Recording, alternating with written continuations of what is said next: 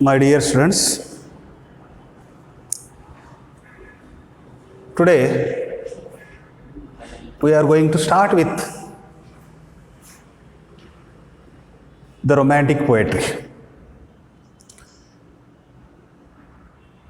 At the last period, or we can say at the last video, in the introduction to the romantic literature, we have seen the salient features or characteristics of romantic age. Today, we are going to deal with the romantic poetry. That is, there are two generations in romantic age. First, that is William Blake, William Wordsworth, Robert Southey, and Samuel Taylor Coleridge. This period is called the first generation of romantic poetry. In the romantic poetry, there are two generations. So I said this is the first generation. That is William Blake, William Wordsworth, Robert Southey, and S.T. Coleridge. That is Samuel Taylor Coleridge. Today, we will see the first generation of romantic poetry. That is romantic poetry, first generation. That is William Blake, Southey, Wordsworth, and S.T. Coleridge. In the last class, we have seen that is common elements of romantic age or characteristics of romantic age.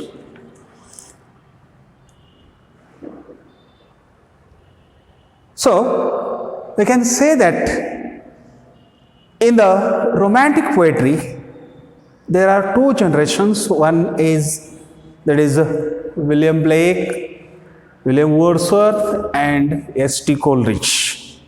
And there is we can say that it is a common conformity among the poets themselves. That is, there is a common conformity in these poets. It is misleading to read the poetry of romantic, that is first romantics, as if it had been written primarily to express their feelings. Here we can see that at the last class we have seen that this romantic age is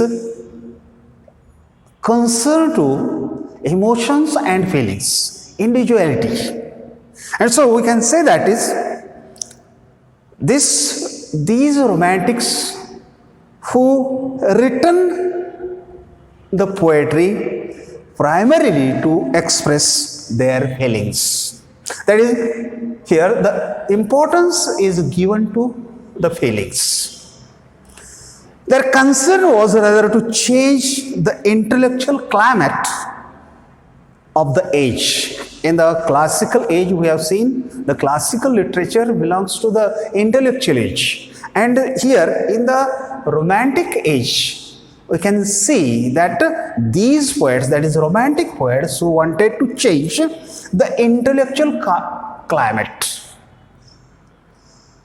The first poet, that is a beginner of, or we can say that is a precursor of romantic poetry, that is romantic age, that is William Blake, had been dissatisfied since boyhood. He was dissatisfied. That is, William Blake was dissatisfied by his childhood or boyhood with the current state of poetry. That is, current state means the classical state of poetry. And what he considered the irreligious drabness of contemporary thought. He was completely opposite. He was dissatisfied. He was unsatisfied regarding the classical poetry, or we can say neoclassical poetry. So, his early development of a protective shield of mocking humor, his beginning of his poetry is shield of, we can say, shield of mocking humor with which to face a world in which science had become trifling and art inconsequential is visible in the satirical. Simply, when we see the neoclassical poetry, there we can see that the satirical mood was there. Satirical mood was there. Scientific thoughts were there. When An Island in the Moon, written in 1784 to 85, he then took the bolder step of setting aside sophistication in the visionary Song of Innocence. See, Songs of Innocence. And see, he has written a different poem completely opposite to the traditions, the traditions of neoclassical poetry. And he has written a visionary poem, emotional poem, that is visionary, that is Songs of Innocence, in 1789. His desire for renewal encouragement, he desired for renewal encouraged him to view the outbreak of the French Revolution. He was inspired by the outbreak of French Revolution as a momentous event. In works such as the Marriage of Heaven and Hell, in his works, that is the Marriage of Heaven and Hell, that is 1790 to 93, and Songs of Experience, 1794, he attacked the hypocrisies of the age and the impersonal cruelties resulting from the dominance of analytic reason in contemporary thought. The meaning is that here we can see that he has written two poems at the beginning which were completely opposite to the traditions. Traditions means neoclassical poetry. That is, he has written two poems. One is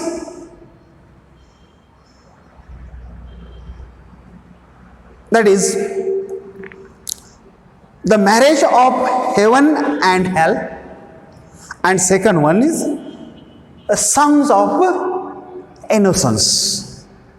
And in these two poems, he attacked the hypocrisies of the age. He attacked the hypocrisies of the age and impersonal cruelties.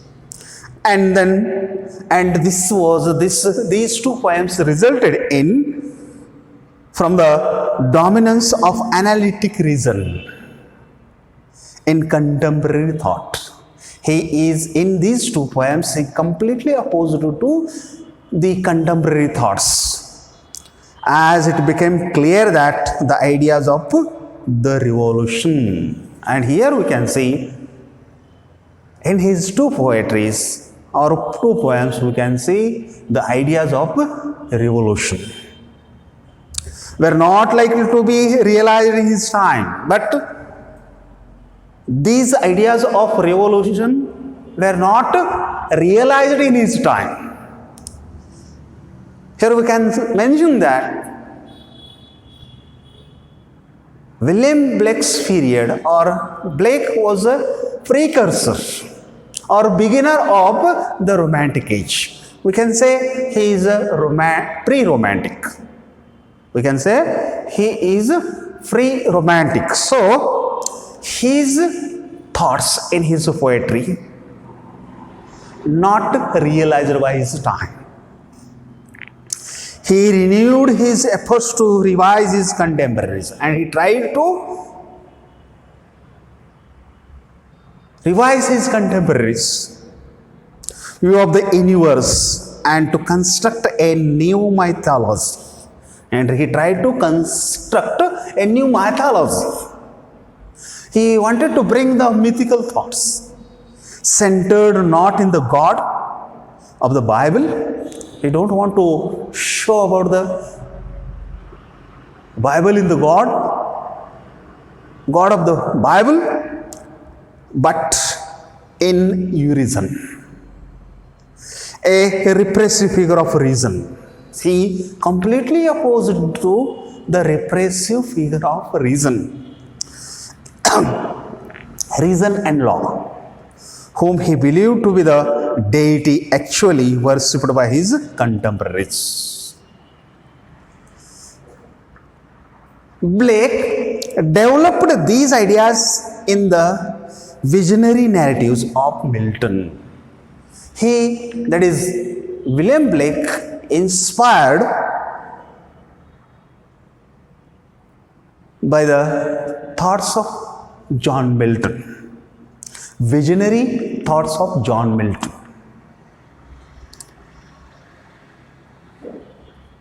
Here, still using his own mythological characters, he used his own mythological characters. He portrayed the imaginative artist as the hero of society. He began his writing with the imaginary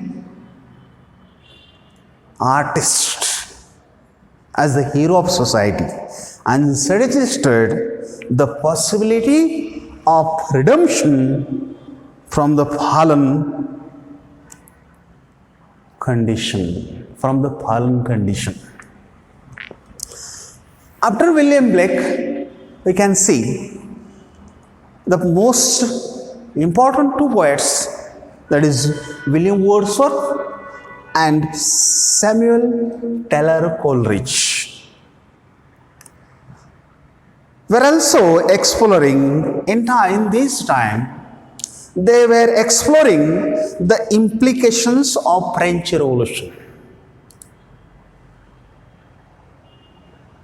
William Wordsworth and S.T. Coleridge both were exploring the implications of the French Revolution. Wordsworth, who lived in France in 1791 to 92, there we can say there was an impression of revolution on the mind of William Wordsworth.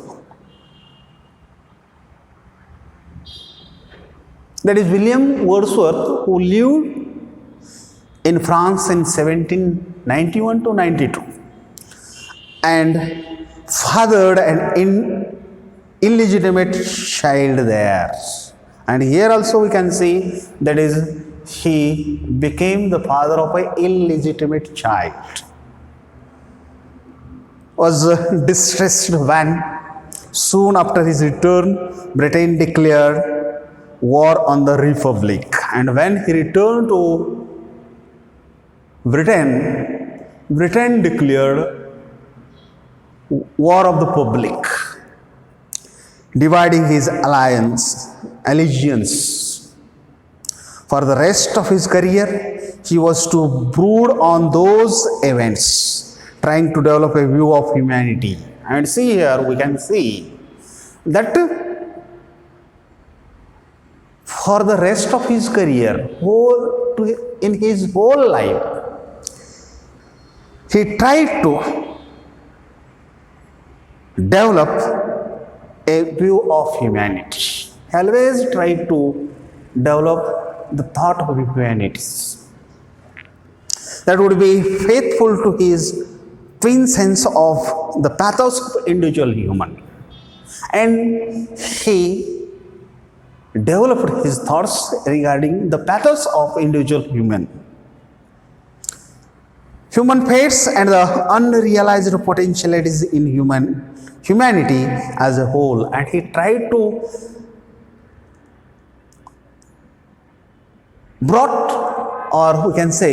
he tried to bring out the human potentialities in humanity as a whole. The first factor emerges in his early manuscript poem, The Ruined Cottage. And this kind of revolutionary thought, or we can say visionary thought, we can see in his manuscript poem, the first poem, that is The Ruined Cottage, and another poem, that is The Peddler. At the beginning of his career, he has written two poems, The Ruined Cottage and The Peddler. And here, in these two poems, we can see the unrealized potentialities in human as a whole, both to form part of the latter excursion. In the second was developed from 1797, when he and his sister Dorothy, with whom he was living in the west of England, were in close contact with Coleridge. And these two poems he has written in the close contact with S.T. Coleridge when he was living in West England with his sister Dorothy. Stirred simultaneously by Dorothy's immediacy of feelings manifested everywhere in her journals, that is, these poems were published in the journals by Dorothy Wordsworth, written in 1798 to 1803, and these poems were published in 1897. And then, by Coleridge's imaginative and speculative genius, we can see here he produced, that is William Wordsworth, with the collaboration of S.T. Coleridge, he produced the poems collection, that is Lyrical Ballads, in 1798. That is, William Wordsworth and S.T. Coleridge collaboratively produced a collection of poems, and the title of the collection of poems is Lyrical Ballads, in 1978. The volume began with Coleridge's The Rime of Ancient Mariner, that is the lyrical ballad, which began with the poem by S.T. Coleridge, and the first poem written in this lyrical ballad, that is The Rime of Ancient Mariner, continued with poems displaying delight in the powers of nature. And see, In this lyrical ballads, we can see the poems display delight in the powers of nature and the human instincts of ordinary people. See, this collection of poems, that is lyrical ballads, contains with every poem we can see here in this collection, that is delight in the powers of nature. Then the human instincts of ordinary people, and concluded with the meditative, that is last poem of this collection, that is lyrical ballads, that is lines written a few miles above Tintern Abbey. The collection began with, that is lyrical ballads, began with the rhyme of Ancient Mariner by S.T. Coleridge, and the collection ended with William Wordsworth's poem, that is lines written a few miles above Tintern Abbey.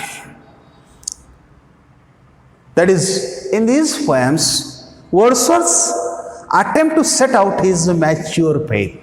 And here we can see Wordsworth's maturity in nature and humanity. He believed extremely, Wordsworth believed in the nature's faith and humanity. Faith in nature and humanity. Now, in these poems, here we can see that William Wordsworth tried to investigate of the relationship between nature and human mind. Here we can see that William Wordsworth, who tried to investigate the relationship between nature and human mind, continued in his long autobiographical poem addressed to Coleridge and later titled The Prelude. The Prelude. That is, see, just in his lifetime, William Wordsworth, who tried to investigate the relationship between nature and human mind, and this kind of investigation we can see this kind of continuation of investigation in the his long autobiographical poem, that is, it is addressed to S.T. Coleridge, and then this poem was titled as The Prelude, and it was written in 1798 to 99. In two books, this Prelude was written in two books. 1804 in 5 books, 1805 in 13 books, and then revised continuously and published posthumously. Continuously it was revised and published posthumously. And totally it was published in 1850. That is, in 1850, the Prelude was published. Here he traced the value for a poet of having been a child. That is, he tried to tell what is the value of a poet. He tried to find out the value of a poet. He said that poet is like a child, fostered alike by beauty and by fear. That is, he says that a poet is like a child, Poet is like a child that is fostered alike by beauty and by fear. Both things are combined here. One is beauty and fear. Two things combined by the poet in this in his thoughts. By an upbringing in sublime surroundings. And he brought all these things by his surroundings. He made it, these thoughts, these feelings, sublime. The prelude continues the most significant English expression of the Romantic discovery. In this poem, in this prelude, we can see that the English expression of Romantic discovery. That is a real beginning of Romanticism, here we can see. Of the self as a topic for art and literature, that is, there is a beginning of Romantic discovery for the self as well as topic for art and literature, and this prelude which became a topic for art and literature. The poem also makes much of the work of memory, a theme explored as well as in the, that is here in this poem we can see that is much of the work of memory, that is a recollection of memory. That is, and then he brought the theme of as well as old intimations of immortality from recollections of early childhood. And then he writes, that is in this poem, that is such as Michael and the Brothers, by contrast, written for the second volume of Lyrical Ballads. And then second volume he brought, that is the Lyrical Ballads, that is 1800. Wordsworth dwelt on the pathos and potentialities of ordinary lives. And in every work of art, William Wordsworth, who tried to deal on the pathos and potentialities of ordinary lives. He tried to bring forward or before the world the pathos and the potentialities of the common people. Here we have seen the Wordsworth. In the next, we will see S.T. Coleridge, how he contributed to the English Romantic poetry.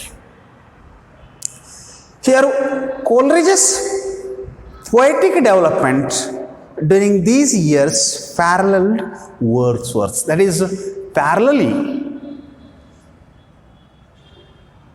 Wordsworth and Coleridge contributed to English poetry. Having briefly brought together image of nature and mind in the Aeolian harp, that is, he briefly brought the nature, that is, image of nature and mind in his poem, that is the Aeolian harp, that is, which has been written in 1796. He devoted himself to more public concerns. See here, some difference we can see here. Difference between Wordsworth and S.T. Coleridge. That is, S.T. Coleridge more concerned to public. His poetry related to political and social prophecy, such as religious musings and the destiny of nations. Becoming disillusioned in 1798.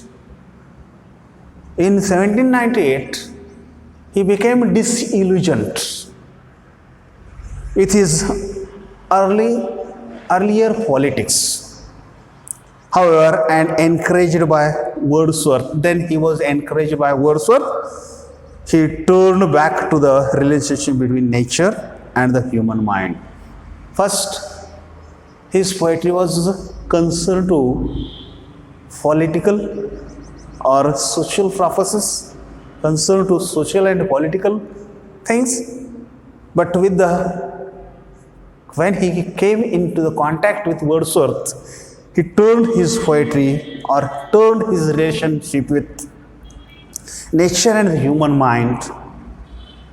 And poems such as he has written, that is, this line, tree bower by prison.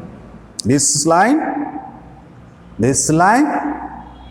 tree bower my prison, then the nightingale and frost at midnight. These three poems he has written when he turned to nature and the human mind. That is, this line, tree bower my prison. Second one is the nightingale. And third one poem he has written, that is frost at night. Now sometimes people may call these poems are conversion poems, and these poems may be called as conversion poems, but collected by Coleridge himself as meditative poems in blank verse. But we can say that these three poems are meditative, written in blank verse, combine sensitive descriptions of nature with the subtlety of psychological comment. And in these three poems, we can see that is the combined sensitivities or sensitive descriptions of nature with subtlety. Subtle description of nature concerned to psychological comments. Then his poem comes Kubla Khan, which was written in 1797 to, or we can say 1797 or 1798, and which was published in 1816. A poem that Coleridge said came to him in a kind of reverie. Coleridge says that this poem, that is Kubla Khan, which came to his mind a kind of reverie, that is represented a new kind of exotic writing. We can say it is a new kind of exotic writing, which he also exploited in the supernaturalism. And in this poem we can see that he brought the supernaturalism of the ancient mariner, how he has written the ancient mariner. In the same way he has written the Kubla Khan and the unfinished Christabel, and then he has written Christabel. Kubla Khan, we can say it is a fragment, it is incomplete poem. After his visit to Germany in 1798 to 99, he renewed attention to the links between the subtle forces in nature. He found, or we can say, he newly acquainted with the links between the subtle forces in the nature and the human psyche. He became close with the subtle things in nature and human psyche. This attention bore fruit in letters, notebooks, literary criticism, theory and philosophy, and this kind of attention we can see in his critical things, that is, he has written letters, then notebooks, we can see these kind of thoughts, then literary criticism also we can see there, then theology and psychology. Simultaneously with the same, his poetic output became sporadic, that is, that a sporadic poem, that is Dejection and Ode, which was written in 1802, and it is a meditative poem. Dejection and Ode, it is a meditative poem which first took shapes as a first letter to Sarah